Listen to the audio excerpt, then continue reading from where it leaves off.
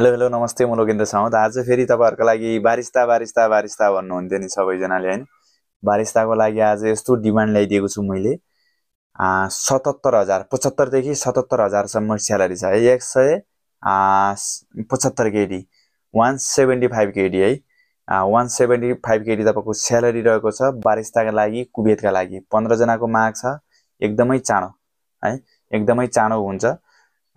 यदि तपाईँहरू पनि बारिस्ता सिक्नु भएको छ र 21 वर्षदेखि 30 वर्षको बिचमा हुनुहुन्छ, कुवेत जान चाहनुहुन्छ तर 21 वर्षदेखि 30 वर्षको बिचमा हुनुहुन्छ, बारिस्ता सिक्नु भएको छ, आर्टहरू आउँछ भने मलाई तुरन्त मेसेज गर्नु होला। 2 दिन, यो तेस्रो दिनमा त अब इन्टरभ्यू छ।